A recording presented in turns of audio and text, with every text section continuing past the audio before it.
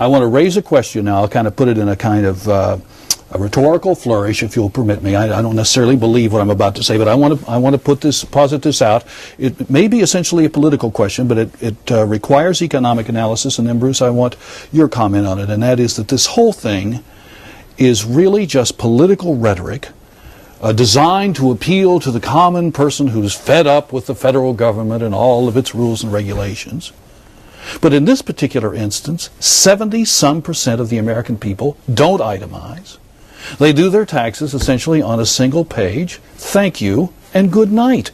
Isn't that the major? Isn't tax simplification what we really have for most working people and poor people in this country?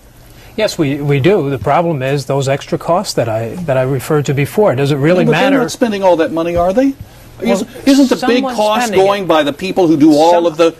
Yes, absolutely. The fancy stuff. But is that the way we want to spend scarce natural resources? No, that is having people memorize the tax code? And yes or no, Bob, that most people don't have a tax complexity problem? I think most people don't. Those are the figures. Thank you. Is this true?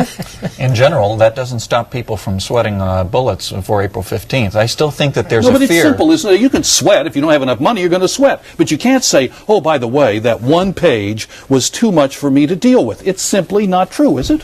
Well, for the 70% that fill out the one page, that would be true. But the question is, will they realize that before the debate, before the election, or after? That's why I said this is a political question. Exactly. You're in agreement that it is reasonably simple for 70% of the taxpayers. If simplicity is the reason that the flat tax is resonating with voters, that is not the reason to be in favor of the flat tax, in my view. I agree with your premise. I think you're absolutely right. But it is not unlike the way people react to the issue of crime. The fact is, the crime rate in America is going down, but the perception and the fear of crime is going up. They're going in two different directions. For example, I'll give you another tax. Okay, go ahead. I'll give you a tax issue that I think people can complain about. You get your tax bill locally on property. This district wants this, and this district wants that, and you're sitting there saying, well, I don't know if the sanitary district is up to speed on this, or the Board of Education. That seems to me to be really complex, not to mention how you value your property. Right. John, it is an economic issue, because people have a feeling that something is wrong. When you look back in the past 25 years and you see incomes down something like 17% in today's dollars, and you look back at our history and said, hey, this has never happened before. Throughout our history, we've always had incomes go up 2% or so a year for anyone who was working. And that's true even during the Great Depression. If you had a job, your incomes went up 2% a year. This is the only time in our history that we've ever seen an extended period of time where the typical family has seen a decline in incomes. Even while marginal tax rates were going down in many of those years. No, they didn't go back up until 93. The only years that marginal tax rates were going down were the 1981 to 86 period.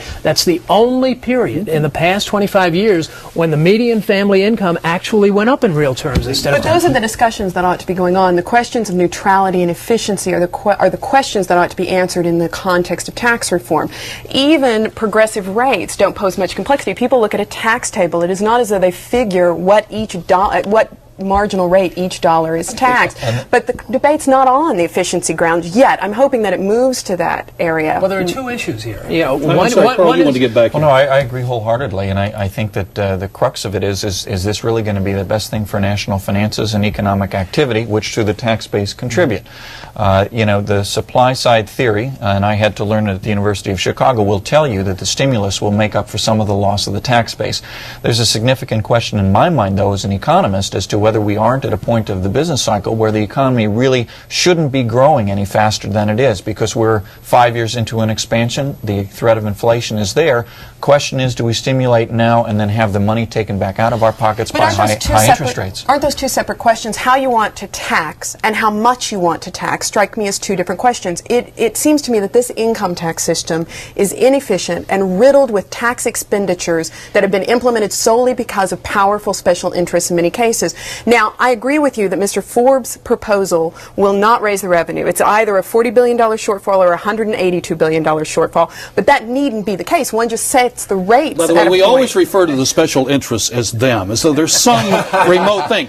What do you say to those who say that the special interests are we the people, and that in all of their complexity and variation, that we finally get a tax code that we really, really want. Let me make a point. Farmers. Let me make a point. And others. When we talk about, well, maybe the economy shouldn't grow any faster than it already has. From the years 1950 to 1965, productivity growth in this country was 2.5% per year. Since then, it's tailed down to about 1% per year. As those differences extend over time, the gap between what we could have been earning and what we actually are earning has been tremendous. As a matter of fact, I calculated about 45% today.